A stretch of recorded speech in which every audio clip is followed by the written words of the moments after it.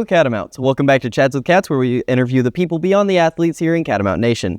I'm your host, Alexander Hoffman, and today we are ending the season with the Tech Crew Senior Sendoff with Jacob Pendergraph, who has directed over 50 episodes of Chats with Cats. How are you doing, Jacob? I'm good. Excited to be here. So we'll go ahead and jump into this. Go ahead and please introduce yourself. Tell us a little bit about your role here at Western. Hi, my name is Jacob Pendergraph. I'm the general manager of WeTV.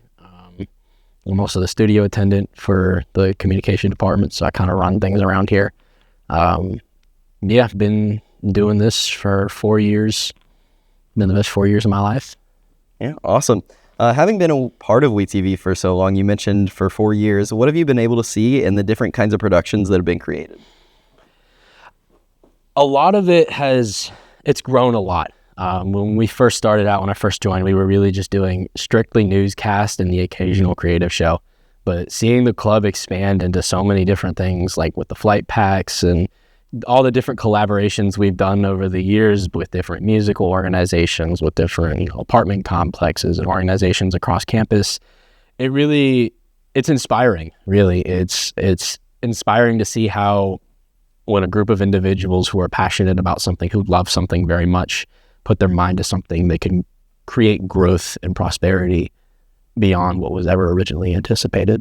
Yeah, absolutely. And you mentioned the flight pack. So what has been your favorite flight pack shoot that we've done, especially this past year, and why has it been your favorite? Well, that's a hard question to answer because each flight pack kind of holds, a different meaning to me. For example, TOC was the first one we did, the longest one we did, and it was the one that really set the bar for us. So obviously that one holds a special place in my heart. But, Asheville Holiday Parade showed me that we possess a group of individuals that really can do anything when they put their mind to it. And they pulled off a really, really good production on 3 days' notice.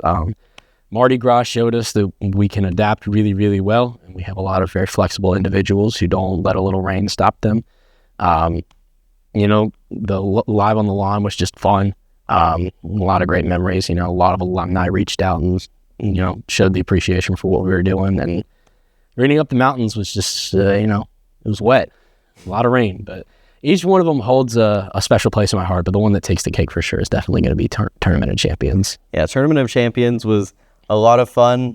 You can see different angles of it from the Pride of the Mountains YouTube channel or from our episode 99 guest Julian Vanderhoof's YouTube channel, which is linked in his episode. I'm not linking it again, sorry Julian. You can even watch some of Alex's work on there because he ran camera for some of that. I did run camera for some. He begged me to let him come back. I also finished his obligations. Yeah, I also ran a little bit of camera for Julian's production, the stair footage, which he has not released yet, but I'm told it will one day be released. But anyways, moving on to... release the stair cut. Thank you. Someone else gets it. But what has been your favorite in-studio creative production? Obviously, we do all the newscasts, we do the music shoots and things. What would you say has been your favorite creative production? Ooh, so that's a tough one. It'll probably be the Moody Bridge Cat studio sessions. It's just a really class act all around from Moody Bridge. They were great to work with. Great music, and the crew really showed up and did really good. We had a couple tech issues with our comm sets, but they persevered through them and they did a really good job. And I saw a sneak peek of the final product today, and we did really good. So in studio, besides the newscast, obviously I get a little emotional talking about it, but the newscast really show me how people are willing to put in the work and do things that may not be their first choice, but they can still excel at it without necessarily having the drive, but they do a really good job anyway. And it really makes me very proud to see such a talented and young group of people step up and show out. Yeah, I think that for the last few years that I've been involved in the club, we've had people that kind of step up, but I think over like this year and last year, post Helene is whenever we started to see more and more people like jump up and do more and more things. And that ramp up, and I think that's been really good to see. And Moody Bridge is very wonderful, very, very, very good music. That was such a fun shoot to film. You'll see my work on that too. We'll see Alex's work. My amazing He's a pretty good camera guy. You think he's just in front of the camera, but he knows a thing or two about being behind it too. Well, if you spend enough time in front of it, you understand it a little bit. But what would you say brought you overall to Western in the comm department? Would you do it all again? Well, when I first came into Western, I was a film and television student.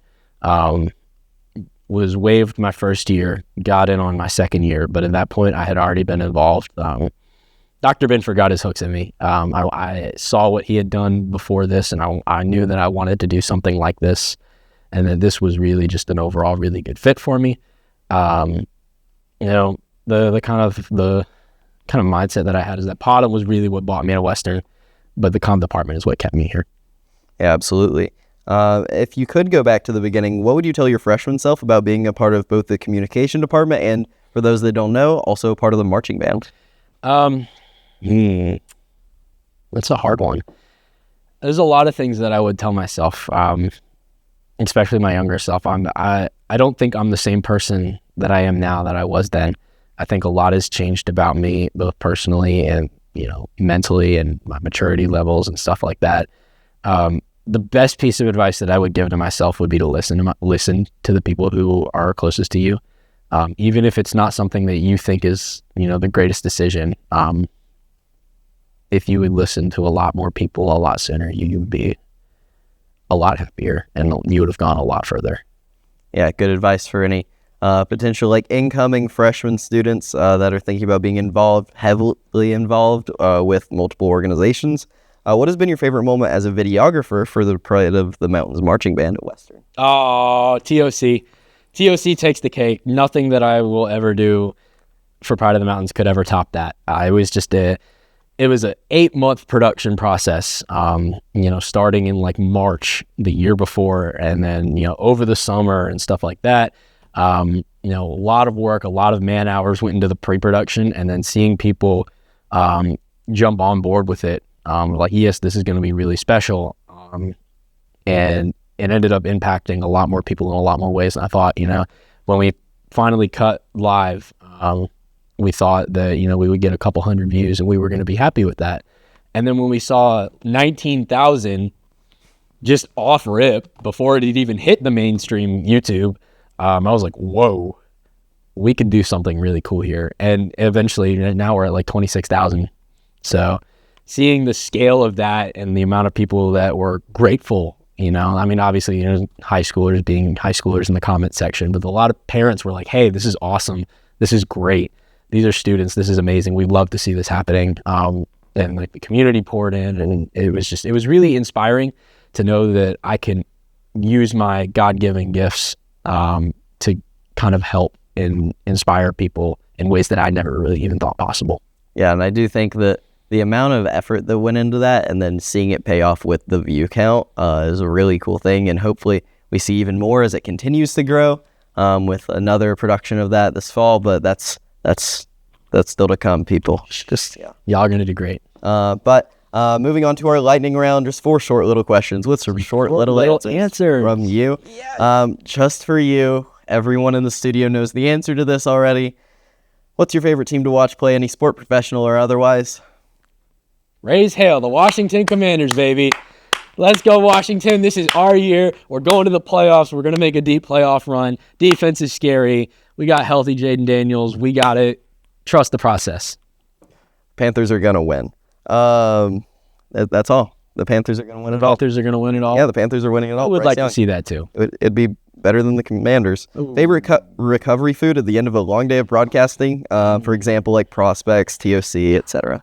I don't. Protein's good.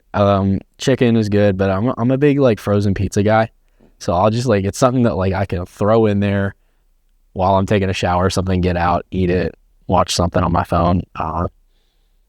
The Jack's frozen pizzas are just kind of peak.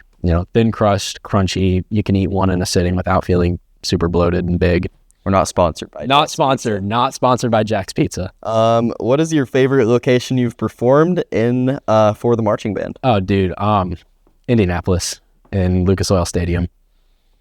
It was just a great atmosphere, sounded amazing, and it's a NFL stadium, When I was on the sidelines with Potom, I would, the dynamic with the away football team is, they like to, heckle, and, it's kind of part of the college football environment. But when I was in the stands, screaming at the football players, they would always be like, oh, you're in the marching band. And my go-to line would be like, yeah, and I've still spent more time on an NFL field than you ever will. And, that went about as well as you could think, especially with Furman. That's definitely a series of very interesting games. But it was definitely a lot of fun. Kind of just getting to say that, yeah, I've performed on an NFL field. Yeah. And the last question of the lightning round, if you were an MMA fighter and could insert any one song to be your walkout song, what would it be? Monster by Jay-Z, Kanye, Rick Ross. Just the intro is just like super tough. Like if you imagine just like the intro, it goes, I'm gonna shoot the lights out.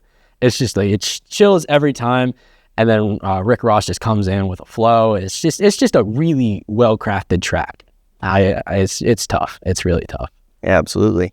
And to kind of round out the interview, what are your final words to WeTV and the comm department as we reach towards the end of your time at Western? Thank you. There's a lot that I wouldn't have been able to do or learn about myself without, the department's never-ending support. Dr. Binford, Poff, Scott, all of them, Ms. Deb, Don, all of them have just been endlessly supportive of me, even, when I was hard to work with. And that means more to me than they will ever know. Thank you. I don't know, however, I'll ever be able to express the gratitude, but thank you. And for those who are looking to kind of follow this path, it's not an easy one. You sacrifice a lot, but the payoff is so worth it. It's very worth it. You get a lot out of it. Hard times and good times and hard work go hand in hand, but the hard work comes first, but the good times, the payoff is just so worth it. Absolutely. Very good words for all of our comm department, for WeTV, for our professors in the comm department. But that is going to do it for this interview. Thank you all for watching another episode of Chats with Cats. Thank you, Jacob, for joining us for our season finale. And as always... When did you get off? Oh. When did you get off, man? Sweet mother of God! Last one. I have spent dozens of my hours of my free time helping you out, taking them out of my busy schedule. Final one. Yeah, final one. 50. Aren't you missing somebody? 58 directing. It's me. Oh my gosh, we didn't You're get missing Ryan. me. Oh no. Oh gosh. Oh gosh. Oh man. What do you have to say for yourself? We'll do yours next. Get good. Oh, for real? Yeah, you're up next. Oh, okay, cool. Yeah. That's awesome. Yeah. Great. Sorry for the outburst. I'll go back. Well, as always, go Cats. Go Cats, baby.